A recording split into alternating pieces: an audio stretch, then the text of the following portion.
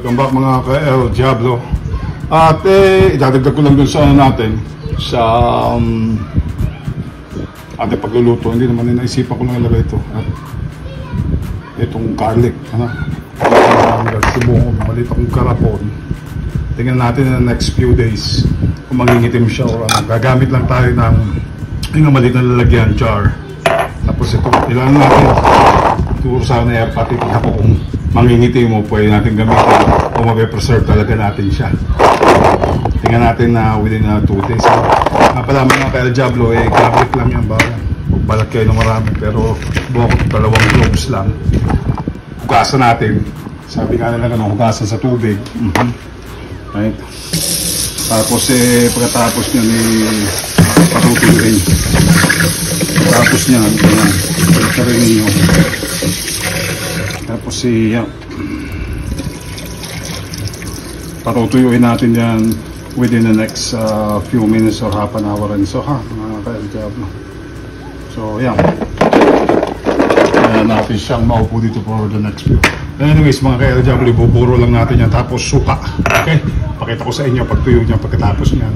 Sa mga bloom at bago na sumusuport at sumusubaybay sa atin, maraming salamat. Ito po na naman po si Mr. El Diablo sa buruhan ng tingnan natin garlic. Sabi ko kasi nangingitim. Pero tingnan natin kung ano epekto. Ito ba'y epektibo o hindi? Tingnan natin. Kasi marami kong naiwan nilang garlic nung bumisita sila airpat dito. Sila Joe, yung mga kapalit ko. Sayang naman kung mabubulok lahat. Tingnan natin. Tsaka maganda to. Ang garlic maraming kumakain din ako ng garlic. Pwedeng ako sinasama ko sa ulam din. Di ba ako ka-El Diablo? Tayo mga Pilipino. Pinakain ko ito ng diretso actually. Maraming magandang idinudulot na maganda sa katawan. Sabi nga nila gano'n. Other than that, next. Patuyuin natin to in the next 30 minutes. Catch you guys back next. We're back again mga ka-El Diablo. Medyo konting tuyo. Pero napatuyo naman natin. Pagkatapos natin hugasan. Ano to binuro. Parang gano'n. Binuro na para may preserve natin na makasave tayo ng garlic, bawang. Ilalagay ko dito. Pagkatapos yung hugasan ng magkikita-kita tayo pagkatapos ito in the next few days. Tingnan natin kung ano nangyari. Kung palpak o ano. Pero you guys would know. Popost ko pa rin naman to other than dati para malaman natin kung pumalpak o hindi yung ating ginawa. So may malit na akong karapon, diba? Sabi nga ganun nila, punuan natin ng suka. At ilalagay natin ito sa sa frigidaire para syempre ma-preserve. Mas maraming suka daw. Tubog natin sa suka. Takpan.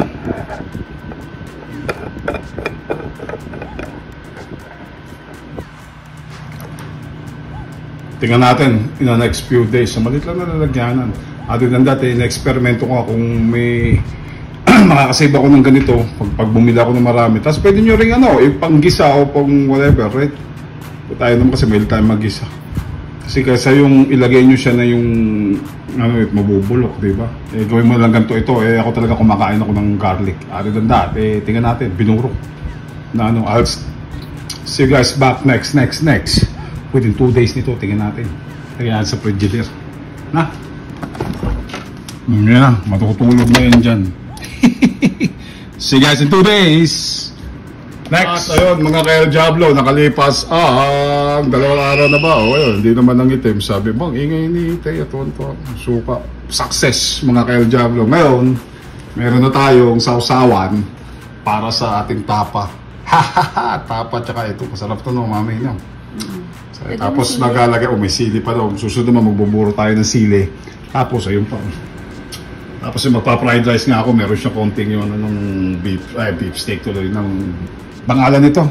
Mga ka-El Diablo, yung pinagbabaran ko kasi sa akin.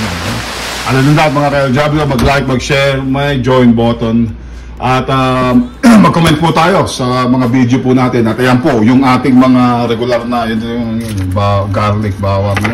Sinubukan natin magano. Kasi sabi ni Ermac, daw, nangingitim daw, kailangan daw organic. Yung pala, hindi naman pala. Suka kasi, basta maraming suka atin. Susunod naman, gawa tayo ng mga sili, magburo tayo, magburo. Ito yung buruhan version natin ni Mr. El Diablo, pandagdag sa video. At maraming salamat sa bago't luma. At mag-ingat kayo palagi. I love you guys all. Peace out. Pabalik sa inyo. Keep it tight, real and clean. Outie. Ladies and gents. Tara, kain na tayo. May tapa. Gagawa tayo ng fry. Wala pa eh. Gagawa tayo ng fry. Catch you guys back next anyway. Love you guys all. Audi. Binuro na bawang.